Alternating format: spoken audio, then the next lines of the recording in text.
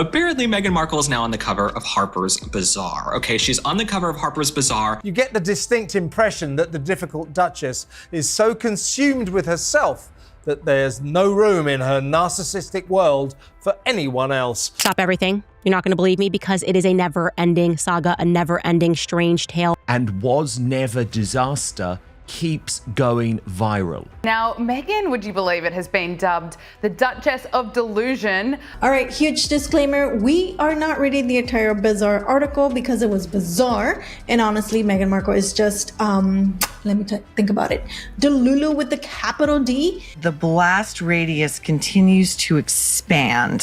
Now, Meghan Markle's PR just keeps going further and further down into the abyss. She was recently featured on the cover of Harper's Bazaar, and I just don't understand the thought process behind this. The only prize Meghan Markle's going to win in 2025 is the most disliked celebrity. Now, this is revealed in Harper's Bazaar. But memo to the top team at Harper's Bazaar: just because Her Montecito Majesty vomits pretentious semi-English gobbledygook, there's no need for you to follow suit. Meghan Markle, and to no one's surprise, it is the exact same stories and sound bites and tidbits. That is just what's happened overnight with this extraordinary cover feature on Harper's Bazaar with Meghan Markle. This woman looks rough, aged, and this is in spite of all the airbrushing they did. I mean, she's seen that some of this no makeup,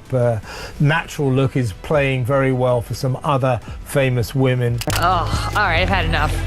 Clapping for herself. That last part was on brand. Meghan Markle's latest interview is an extraordinary walk on the weird side. Frankly, fills me with concern for her hapless husband, Harry. If the petulant prince hated his past role as the royal spare, what must he feel about his current role as Meghan's spare? If you don't like her, it's not your fault. It's because she's extremely unlikable, okay? Well, I always thought she was ridiculous. I mean, how could she tell this stuff and get away with it? Oh my God, I can't even. These two, Meghan and Harry, are the worst. So Harper's Bazaar tried to gift Meghan Markle a sparkling comeback, and instead, they accidentally detonated the biggest self-own of her entire post-royal career. This wasn't a photo shoot. This was a public unraveling, wrapped in soft lighting and sad beige sweaters, delivered straight to an audience that has officially run out of patience. That in their cover feature, they actually screw you over in such dramatic fashion that you may end up being stripped of your royal title. That is just what's happened overnight. The second that cover went live, the world felt it. That cold, embarrassing silence that hits when the Wi-Fi dies in the middle of your big announcement. Not a gasp, not a cheer, not even the usual army of PR-approved emojis. Just silence. See, the thing is, Harper's just wanted an iconic, show-stopping moment. Meghan wanted a triumphant "I'm back" reveal. Instead, what everyone got was the editorial equivalent of a reheated leftovers meal, the kind nobody asked for, and definitely nobody enjoyed. It's like she's playing a human being, like it's a performance. This is a really, really interesting article by Harper's Bazaar magazine. I think Meghan thought it would be a softball interview, but the person that interviewed her has pretty much destroyed her reputation in this article, hasn't she? Totally, but that's because she doesn't listen to what she's saying. And here's the wildest part. The moment she walked into that New York brownstone, the thing wasn't just doomed. It was already exposing her. Because what Meghan thought would be her glossy redemption arc turned into a high-resolution confession of everything she's been desperately trying to hide. But the real bombshell, the photos were only the beginning of the disaster. And what happened next made Harper's Bazaar regret ever plugging in the camera. Harper's Bazaar walked into this project with delusion-level optimism. They were expecting a Meghan renaissance, a poetic resurrection of the Duchess-turned-Hollywood philosopher who writes essays about reclaiming her peace while simultaneously calling the paparazzi on herself. They thought this would be the next iconic comeback moment. Instead, editors were watching the rollout flop in real time. She doesn't look good. She looks sad. She's makeupless, which I'm sorry, but it's not good. She needs some eyeliner. The eyes are too close together and she looks forlorn. Meghan in general feels overworked, overthought, and like she's trying too hard. That's how it always feels with Meghan. Meghan just wants attention. She just wants attention. She just wants to have her photo taken. She wants to be on the cover of magazines with no substance. Cosplaying Princess Diana, she's taking stalking to the next level.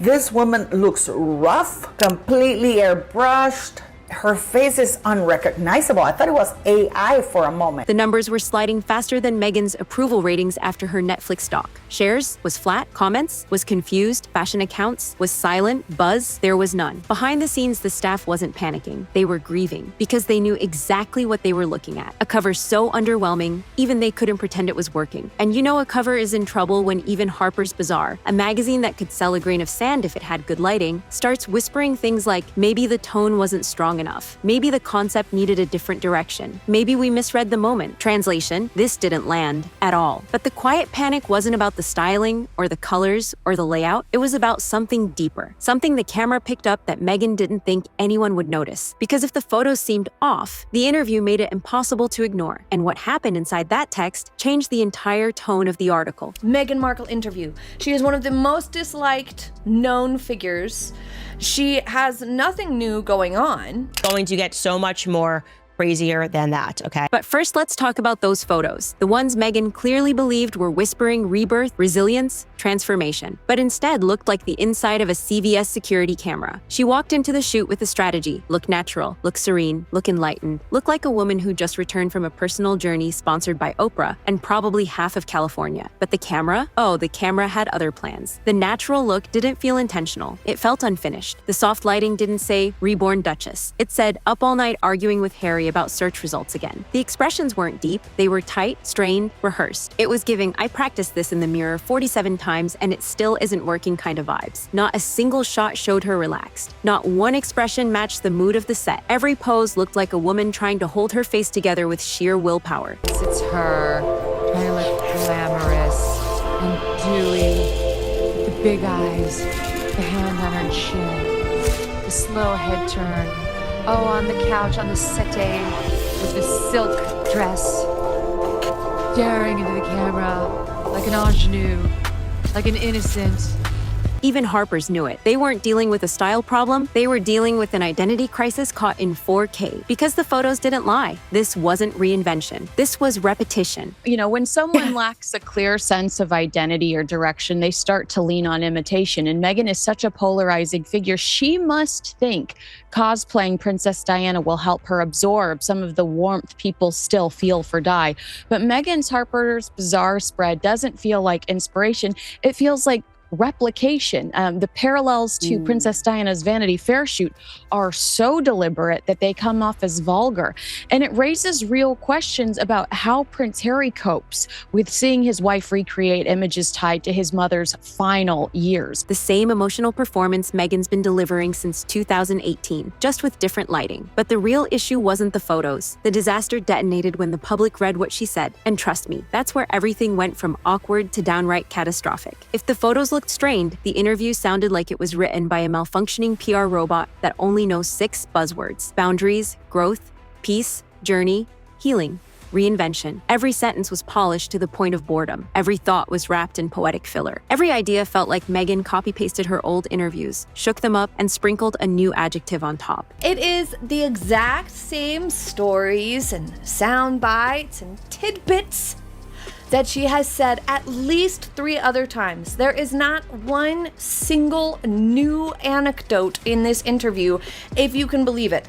I have read it, skimmed over it very quickly. There wasn't a single new anecdote, not one new insight, not a fresh perspective, anywhere. It was the same emotional TED Talk but make it royal monologue she's been reciting for years. Slow, dramatic, measured, and completely disconnected from reality. It sounds fake. Why would you do that? That's not necessary. It makes you sound like really kind of into yourself in a way. She talks about privacy while living in a mansion designed for drone footage. She talks about stepping back from fame while photographing herself like she's campaigning for sainthood. She talks about protecting her peace while inviting Vogue, Netflix, Spotify, and half of Hollywood into her personal life. The interview exposed the truth. Her words and her life do not match at all. Meghan would show a lot of humility and make herself more likable to actually acknowledge some specific mistakes and some things that she has learned. Even if it was, I learned to be more careful about what I say about people and about family members, because Duh, the Oprah interview, that was a mistake. And for a public that already sees the cracks, this interview didn't cover them. It magnified them. But nothing, not the photos, not the tone, not the recycled lines, prepared anyone for the single detail that blew the entire thing wide open. Because the moment she talked about Harry, the mask slipped and everything changed. Up until this point, Meghan's interview sounded like a mindfulness app with a PR budget. Soft, slow,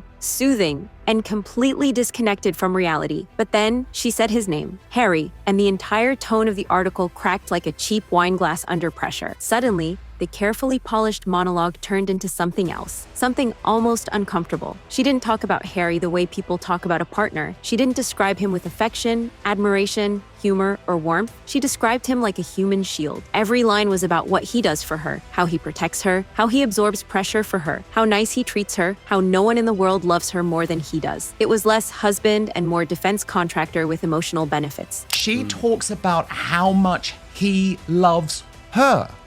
Nothing about her love for him. She waxes lyrical about just how much Harry loves her, how his love for her is bold, how no one in the world loves her more. But there's no mention of her love for him, if indeed it even exists. She didn't mention what she gives back, not once, not even by accident. You could practically hear readers pausing, blinking, and whispering, wait, is this healthy? Because Harry, of all people, is famously the one struggling with pressure. He's openly emotional, reactive, easily overwhelmed, deeply affected by criticism. So when Meghan framed him as her personal, round-the-clock emotional bodyguard, it painted a picture she never intended. A man that's already drowning is being celebrated for holding someone else above the water. And the internet felt that imbalance immediately. Puts her hand on her heart when she talks about her husband. He loves me so boldly, fully, and he also has a different perspective because he sees media that I wouldn't. No one in the world loves me more than him. So I know he's always going to make sure that he has my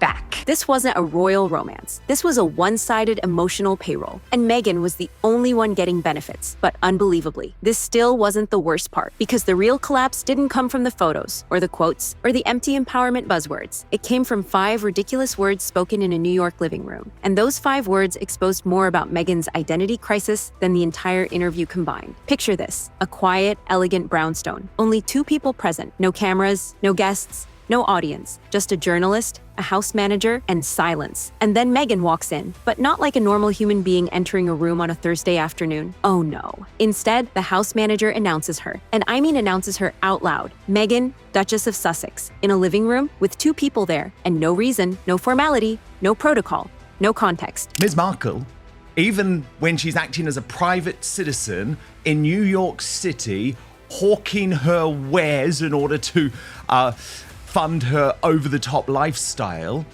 even in a private apartment, she is introduced by the staff as the Duchess of Sussex. It was like someone yelling, "Madam President," when you walk into your cousin's basement to grab a soda. It was absurd. It was theatrical. It was deeply, painfully telling, because that tiny, awkward, unnecessary moment revealed the truth Meghan has tried to hide for years. She hasn't let go of the one identity she claimed she wanted freedom from. She needs the title. She wants to feel important. She loves feeling important. That's why she loves having that Duchess of Sussex title. Because nobody else, you and I can't get that unless we go and marry off somebody. But she has it. She craves the recognition. She needs the ritual, the ceremony, the importance. Without it, she's just another celebrity in California, fighting for attention alongside people who are actually famous. For the first time, readers saw the contradiction clearly. Meghan Markle wants the freedom of Hollywood, but the status of royalty. She wants the relatability of a public figure, but the deference of a duchess. She wants to talk about privacy in a house where someone literally announces her title like she's entering Westminster Abbey on Coronation Day. It was a 5-second moment, but it exposed everything. And once readers saw that, the rest of the article shifted. Every sentence, every pose, every sad expression on that cover. It all took on a new meaning. This wasn't a comeback. This was a woman clutching her old identity with both hands because the new one never fully materialized. But the worst part, the public felt it too, and they were tired. Really, really tired. Meghan, throughout this piece, There's also at the very end, she says Meghan is remarkably at ease with the surrealism of global celebrity. In fact, she seems to enjoy it. Here's the part Meghan never saw coming. People weren't angry, they weren't outraged. They were exhausted. And public exhaustion is career poison. Anger fades, outrage burns out, scandal resets. But fatigue ends empires. Because people didn't look at this Harper's Bazaar cover and say, oh wow, drama. They said, oh my God.